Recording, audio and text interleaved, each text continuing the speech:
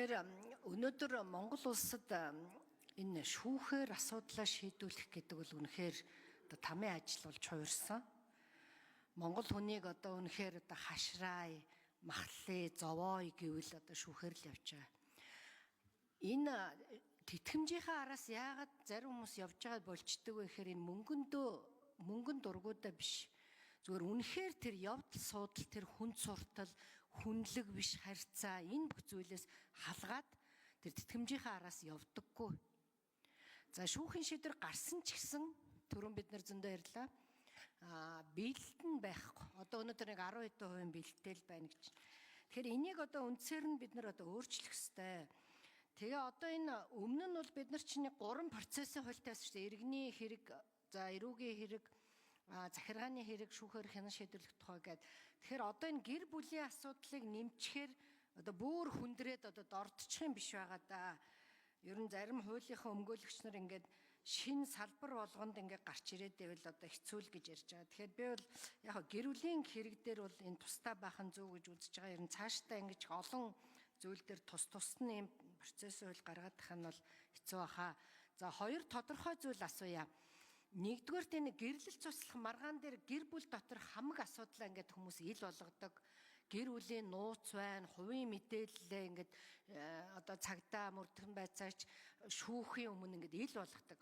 Тэгэхээр энэ бүх зүйлийг мэдээллийг хамгаалах ямар бодлого зохицуулалт тусгасан бэ? Энэ хувь хүний мэдээллийг хамгаалах асуудлууд энэ туссан уу? За тийм тохиолдлууд гарсан шүү дээ. Хүн ингээд хамаг нандин зүйлээ ярьдаг. Тэрийг ингээд ерөөсөө шууд зургийн дараа л сошиал дээр тавьчихдаг. За энээс болж тэр айлын хүүхдүүд гадаадд гарах тохиолдолч байна. Ингээд бүр хүндрэлтэй асуудлууд ингээд үүсчээд байгаамаа. За энэ асуудлыг асууя. Хоёрдугаарт энэ түрүүн бас гишүүд судалгаагаар хэлээд байна шүү дээ. Эвлэрүүлэх асуудлыг нэг 90% нь баг энэ шийдэгддэггүй маа гэж.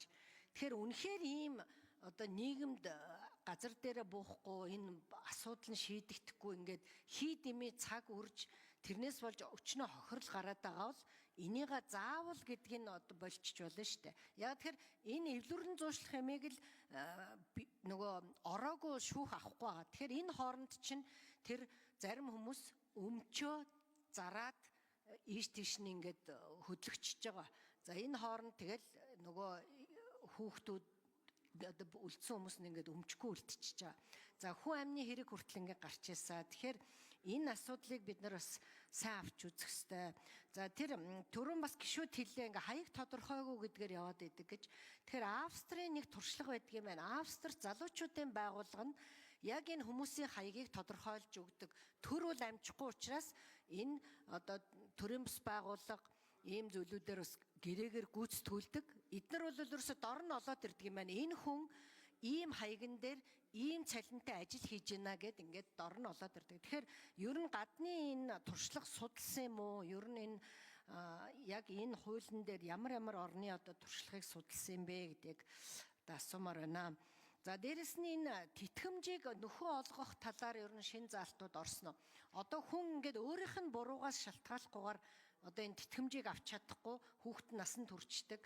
Тэр ээж бол насаараа л тэр өөрийнхөө хамаг юмыг л хугаслаад ингээд ажилласан багш. Тэгэхээр энэ нөхөө олгорын асуудал бол ер нь тусгагдж байгаа юу гэдгийг асууя.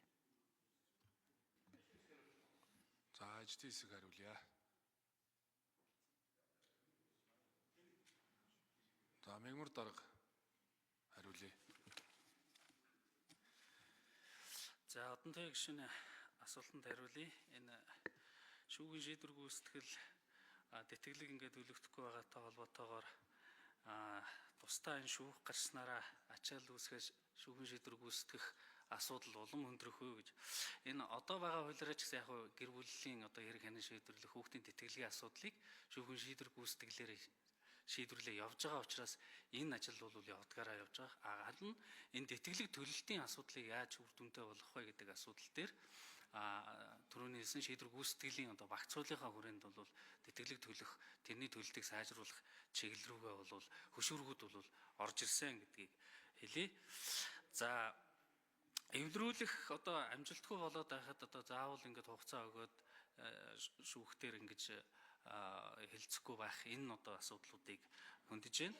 Энэ шинжилсэн найруулгын маань нэг зүйл бол мөн одоо энэ эвдрүүлэх шаардлагагүй тусдаа амьдэрсэн одоо харилцсан одоо гэр бүлийн туслахыг тохирцсон ийм тохиолдол бол одоо хүүхдийн одоо эрх ашигыг хамгаалах хүрээндээ бол шүүх бол энэ асуудал дээр нөхцөл байдлын шинжилгээгээд заавал одоо эвдрүүлэн зуршлах хийхгүйгээр шүүхийн өмнөх шатанд эвдрүүлэн зуршлах хийхгүй шүүх дээр энэ гэр бүл зуслалтын асуудлыг шийдээд ингээд явах зохицуултуудыг гэр бүлийн болон энэ процессын хууль дээр бол оруулж ирсэн байж байгаа.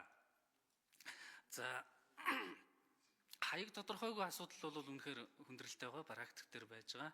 Энэ дээр бол одоо монголчуудын маань одоо ихэнх нь одоо хаягн дээр орсон суудгүй. Энээсээ болоод эрен сурвалжлах ажиллагаа маань бол сааддаг ийм асуудлууд бол байгаа. За энэний хаягжилтын асуудал энэ төр дээр бол одоо захим яам болоод энэ одоо хаягийн асуудал хариуцсан энэ байгууллагууд энэ хаягжилтыг сайжруулах энэ чиглэл дээр бол явж байгаа. За бидний бол дараагийн нэг одоо боловсруулах гэж байгаа хуулийн төсөл дээр бол энэ нэхэмжлийг гардуулсан тооцох асуудлыг бол бид нар хууль зүйн дотоод хэргийн яам дээр одоо нөгөө иргэний одоо Монголиа дээр байгаа бүртгэгдсэн төрийн мэдээллийн имэйл хаягаар энэ одоо шүүхийн нэхэмжлийг гардуулахын ажиллагааг хийх асуудлыг бол ажлын хэсэг дээр бол хууль зүйн дотоод хэргийн яам дээр судалж байгаа. Энэ хүрээнд дээр бол нэхэмжил одоо заавал хаяг гэхгүйгээр нэхэмжлийг гардуулсан тооцох тэр судалгааг бол хийж байгаа. Юун дээр бол гардуулсан тохиолдолд шүүхтэр хүндэтгэн үүсэх шалтгаангүй ирэхгүй байгаа тохиолдол дээр бол харин энэ одоо процессын хууль дээр бол шууд шүүх хуралдааныг хариуцагчийн эсгүүд энэ гэр бүлийн энэ одоо дагнасан шүүх бол хэрэгжүүлээд явах энэ зохицуултыг бол энэ хууль дээр бол оруулж ирсэн байж байгаа.